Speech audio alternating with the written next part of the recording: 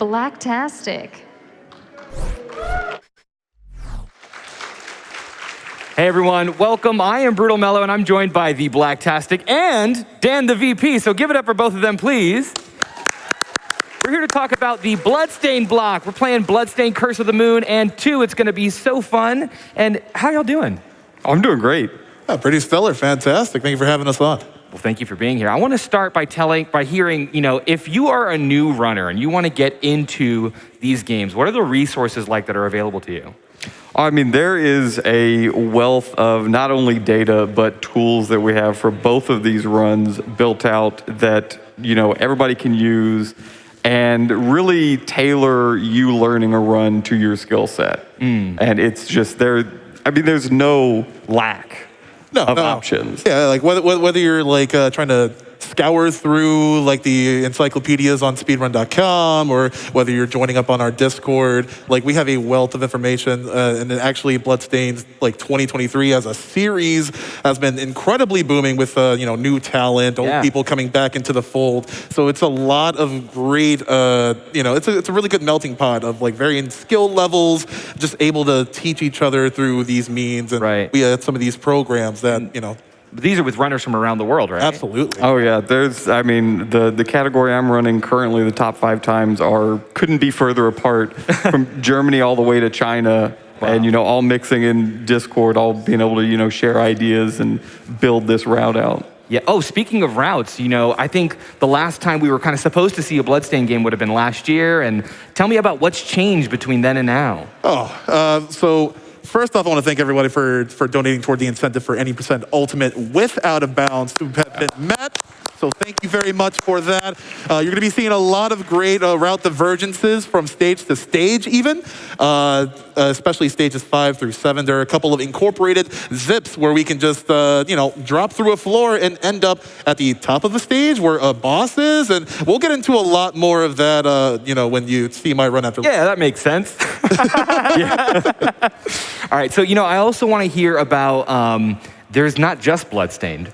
What else could we possibly see tonight if we raise enough money? So I kind of titled this the Bloodstained block because, in past GDQs, there have been a lot more, Castlevania than Bloodstained, but this time the script has kind of been flipped, but we're not quite done yet because we're still a bit of the way toward the incentive for Dragon Blitz to speedrun the randomizer, a brand new preset that has never been before seen at a GDQ, and I'm going to be super excited once we hit that incentive. Yeah. What a better way to cap off this block with a bonus game with the end of Monday. It's only Monday and we're already here. Yeah, and I was chatting with the runners just before we actually started, and they kind of wanted the challenge of having to finish the bonus game during their block, which they're kind of short runs, so maybe we can beat the runners and get them done by the end of A Link Between Worlds.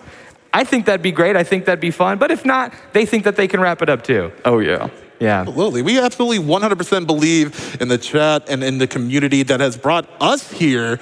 Like, if it wasn't for many members of our communities, we would not be being here trying to make the magic happen ourselves. So we just need a little bit more to actually make that dream be realized. Again, we want to see that Symphony of the Night on stage. Right. And so without getting spoilery, if each of you could kind of tell me what in the run, you're looking forward to most to show off, or if people who haven't seen it before is really exciting tech or a level, but not too spoilery because you got. Well, I think I'm just excited we get to show off these runs back to back. It's not often you get like a series wrap up like we're gonna have, and our runs are gonna be very different. And you're really going to see the teamwork really show up in Curse of the Moon 2, and that's what I'm most excited for. Yeah. There are a lot of differences between like our movements to begin with, whereas DanTheVP actually uses a lot of sub weapons to climb up high heights and uses a gun's propulsion or like recoil as like a sort of like second or third jump, whereas mine, you think I'm playing an indie Castlevania we're actually going to be playing Ninja Gaiden because we're just going to be running all over the place, doors not existing, zipping through everywhere. Like it's just such a glitchy experience. Once again, thank you all for meeting the incentive. But yeah, you're not going to want to miss it after Link Between Worlds. And Dan, I want to ask, you are running a specific episode. Can you tell me more about the reasoning behind that? Yeah, so episode 1, this, Curse of the Moon, the original, was made as a Kickstarter incentive. And so Curse of the Moon 2 is a full-fledged game, and NT Creates went all out. We've got 4 episodes, there's an extra episode, but this is what, if you turn the game on and click play, you're gonna see me mash straight through the menus. This is what a new runner is gonna see immediately when they come in. Cool. Now, Bobby, I want to hear from you. If you had to pick another version of or another category to run for the first version, for Bloodstained Curse of the Moon, what would it be? Honestly, the regular any percent actually lends a lot to the sort of new route divergences that we took to Ultimate in 2023. So there's still a lot of zipping. There's still a lot of teamwork, making the dream work with kind of chaining each other's sub-weapons together to deal massive amounts of damage. But you're kind of still going at a slower pace because you don't really have the upgrades. So it's a lot more methodical. There's a lot less of a margin for error because of it. True. And that also makes for a spectacular category. All right, thank you. And last question for both of you. Do you have any shout-outs? I'm gonna say hi to my mom so I don't forget during my run. Woo! I always gotta shout out, parents and family members that are 100% supportive to people, especially, coming here and making magic happen through video games. Again, this is next level telethon. So it's really, really great to kind of see that sort of next level and how, the older generation can relate to it. Yeah. I just want to give a shout out to the Bloodstained community for being so awesome and so loyal to the game and, developing all the strats. We had Captain Brian, who was the main developer of the tools that we make for auto splitting and strat finding and speed running. So a big shout out to them. Could not be here at a GDQ without you folks. Thank you so much. Bobby the Blacktastic and Dan the VP. Everyone give it up for them. And now we're going to go ahead and send it over to Sent, who's going to walk us through some cute prizes.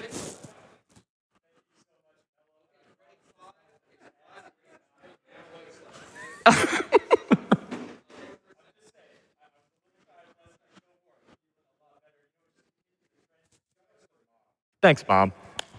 Anyway, we got so many great prizes for you all right now. And right now, The Legend of Zelda: A Link Between Worlds is your last chance to get in on a bunch of these. So let's start talking about them. First off, from our good friend E. Watson, we have this absolutely lovely Final Fantasy XIV themed Fat Cat pin. It is super adorable. 6.4 just dropped. I'm not gonna lie, I'm trying to play it on the hotel internet. That is not going well for me, but things could be going well for you with a $10 minimum donation to get yourself in for one of these lovely Fat Cat pins.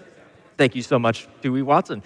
Keeping that Final Fantasy train going from our good friend Geeky Crochet's Creations, we have this lovely crochet chocobo. That was a lot of G's and C's, but you know what? It was worth it because this thing is quayin' adorable. Come on, look at it. I love it so much. It is absolutely a little friend. $10 minimum donation. Thanks so much to Geeky Creations Crochet for sending that out to us. And to keep the friend train going from Sucker Punch and Fangamer, we have this absolutely lovely Sly Cooper plush here. Sly will steal your heart guaranteed. Oh, look, it's so cuddly, so loving. Hey, that's my wallet. I'm gonna have to go get that later, don't worry about it. We have so many amazing prizes. How about from Mr. Wilson here, this Sleeping Kirby Crochet Amigurumi. It is absolutely fantastic. The level of detail in this thing is ridiculous, the number of stitches. And my favorite part about it is the hat actually glows in the dark like a nightlight. It's super cool. How could you not want it? A $20 minimum donation. Also for a $20 donation for Mr. Ed Nigma, we have a lovely Tonberry amigurumi that is on our main interview stage right there. It's been stalking the interviewers, stalking the runners, waiting for its time to stab. Be careful up there, guys. Be careful. It's coming.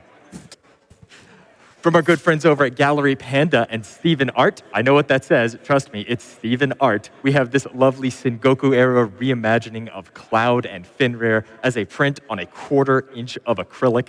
This thing is absolutely fantastic. I actually got to meet up with the Gallery Panda team a little earlier this week. They gave me the demo of these. These things are so cool because they can take a good bit. I'm shaking it pretty hard right now. And if the demo they showed me worked, just give it a nice slap. Yeah, it's still perfectly fine because it's a 1/4 inch of acrylic. It's still an absolutely beautiful print. Thank you so much for sending that out and so many other great ones. $20 minimum donation, but you got to get it in before A Link Between Worlds. Now, there's another prize I wanted to talk about with all of you right now, and I normally don't do this. I normally talk about prizes you can win by donating right now. But there's something I gotta make you all aware of. It's gonna open with that first Bloodstained game. So soon as you see Bloodstained on your screen, as soon as A Link Between Worlds is done, I'm gonna need all of you to get in a $25 minimum donation. Why? Because from our good friend Iggy Zig, we have an absolutely lovely replica of the Morning Star here from the Castlevania anime. This thing is great. I want to pose with it, but I am absolutely the wrong person to do so, because you know what? We got a couple of professional vampire killers over here, right? Bobby? Show me how it's done. And Dan, I only brought one, so you got to be Sypha. Pose for me, gentlemen. Pose for me! I will hit you with this. You do not. I know. Watch out, Dan. He absolutely will. With your whip and your magic, and of course, with my axe over here. We're gonna, slay some beasts of the night here. I gotta mention, our good friends over at Cute Monster Props have sent us this absolutely lovely Edelgard replica axe from Fire Emblem Three Houses. It's one of our grand prizes, available for a $250 cumulative donation throughout the event. So make sure to get those donations in. And if you have any questions about any prizes that are coming up in the event, if you've got questions about the incentives you can put your donations towards, like that bonus Soten run, or if you're just curious what games are coming up next in the marathon, you can find out by heading over to gamesdonequick.com. Check out all the info there. Don't miss a minute of the action. It's going to be good.